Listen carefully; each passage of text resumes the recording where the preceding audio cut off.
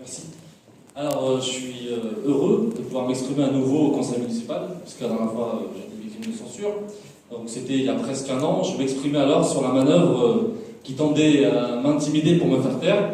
Il s'agissait, vous vous en souvenez, de la plainte de l'élu de la République, Marie-Laure Brossé, qui réclame 30 000 euros et qui a demandé et obtenu, elle, que ses frais d'avocat soient pris en charge par le contribuable Bagnolet. Pour ma part, je suis fier de dire que c'est la mobilisation populaire qui me permet de financer mes frais de justice. Disons que ce n'est pas la même conception de la politique.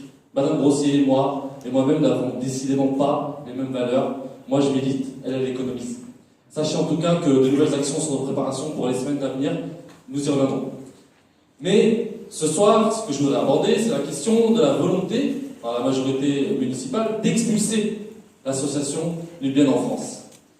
La majorité est soutenue par un groupuscule d'habitants sur le quartier d'Aduis, qui s'est autoproclamé représentant de ce quartier via le conseil de quartier.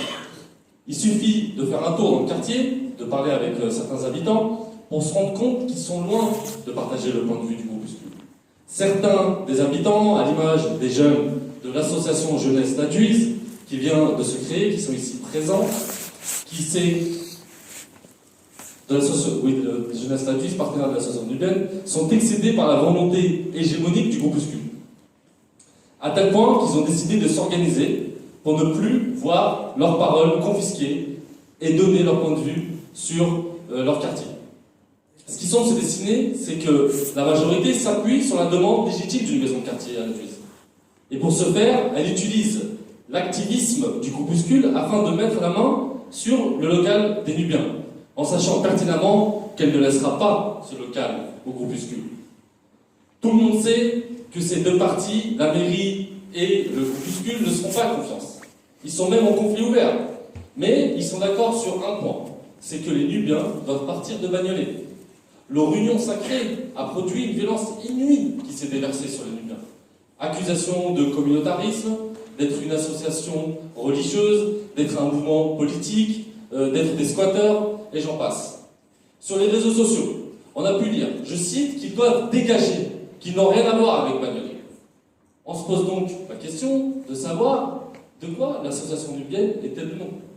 Une chose est sûre, l'association nubienne n'a rien à voir avec tous les fantasmes précités. L'essentiel de leurs activités, c'est du soutien scolaire pour les enfants, des activités culturelles, comme de la musique traditionnelle nubienne, des conférences sur l'histoire millénaire nubienne. Tous ces éléments sont disponibles en photo ou en vidéo sur leur site internet. Quels sont les arguments pour enlever à l'association nubienne leur local et à priver les enfants de leur activité? Premier argument, ce local sera utilisé pour des activités culturelles. Ok, mais la musique nubienne, les contes nubiens, ce ne sont pas des activités culturelles? En réalité, pour les esprits fermés et intolérants, tout ce qui n'est pas occidental, ce n'est pas de la culture. Deuxième argument choc, l'éternelle arme secrète, le communautarisme. Mais hélas, il s'agit d'une association qui regroupe la diaspora nubienne, comme il existe des associations de Portugais ou de Polonais. Pourquoi un cas c'est du communautarisme et dans l'autre de la diversité et de l'enrichissement culturel? À noter au passage que même si elle regroupe pour l'essentiel des Nubiens, de nombreux Bagnoletais sont membres de cette association, sans être eux-mêmes Nubiens. Belle leçon d'ouverture que l'association nubienne pourrait donner au groupuscule qui demande son expulsion. En effet, il est intéressant de voir que ceux qui veulent prendre leur place, en les traitant de communautaristes, sont issus de la même classe sociale, résidant en pavillon, de la même tranche d'âge, et sont quasiment tous blancs.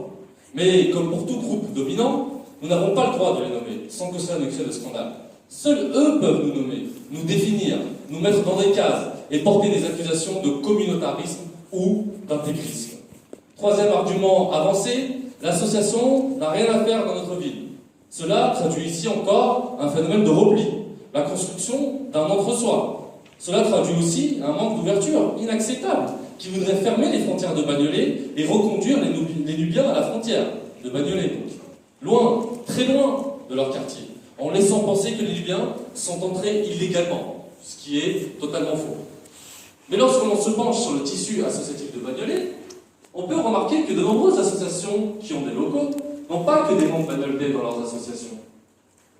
Qu'est-ce que c'est Si on prend par exemple un historique, cosmopolite, qui a un rayonnement mondial, la plupart de ceux qui fréquentent le local ne sont pas de Bagnolet. Ben alors où sont les gardes-frontières pour dénoncer cette association?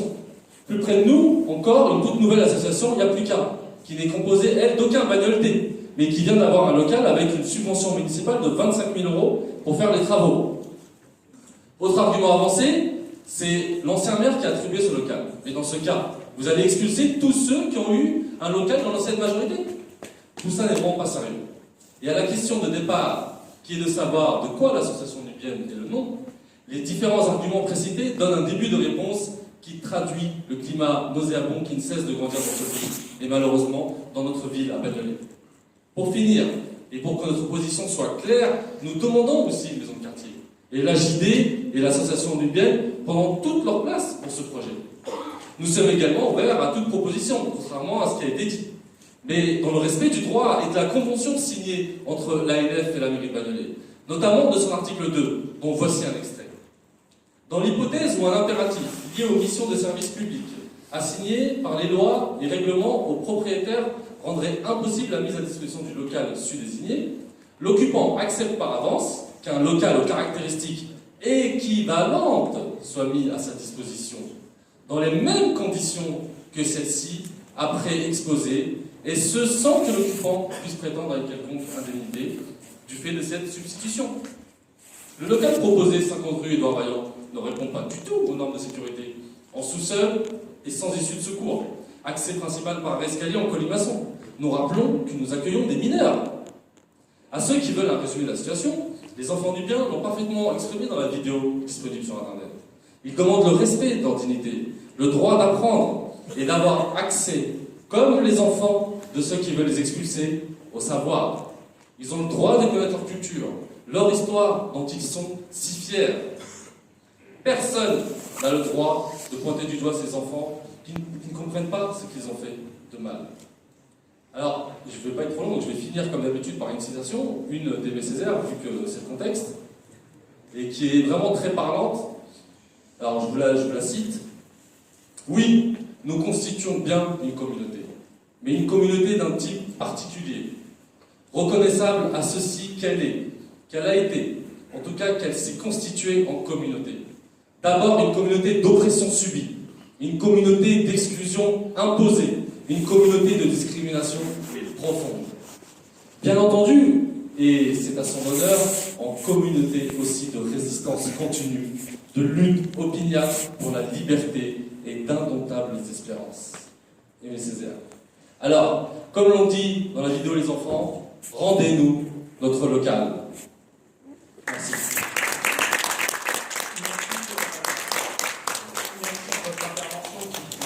Qui est comme d'habitude un tissu d'ineptie, de contre-vérité, de mensonge. Le seul propriétaire du local en question, c'est la ville de Bagnolet. Donc, et il ne s'agit pas pour nous de faire partir des enfants, il s'agit de rendre le local en question à la ville de Bagnolet pour y faire une maison de quartier. Donc, vous avez cité des faits qui sont inexacts, tout ça va se régler devant la juridiction administrative, vous en doutez bien.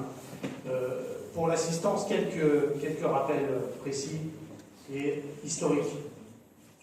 Par une convention de mise à disposition à titre précaire et gratuit, en date du 21 mars 2014, mon prédécesseur a mis à disposition de l'Association nubienne de France des locaux de 320 m² situés au 8 rue des Lauriettes.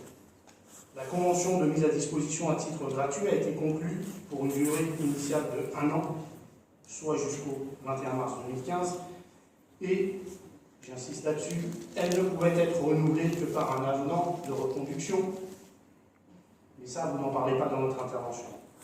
Par un courrier en date par un courrier recommandé, je précise, en date du 29 septembre 2014, j'ai informé le président de l'association que je mettais fin à la convention d'occupation précaire et que je l'invitais à libérer les lieux mis à disposition dans un délai de 2 mois à compter de la réception du dit courrier. L'article 8 de la dite convention précise que le propriétaire pourra, pour tout motif d'intérêt général, mettre fin à la présente convention sans que l'occupant ne puisse prétendre à une quelconque indemnité. L'objectif de la ville eh bien, d'installer une maison de quartier ouverte au plus grand nombre dans les 10 locaux. Le 25 novembre 2014, une rencontre a eu lieu entre le directeur général des services de la ville de Bagnolet et l'élu chargé de la vie associative avec le responsable de l'association.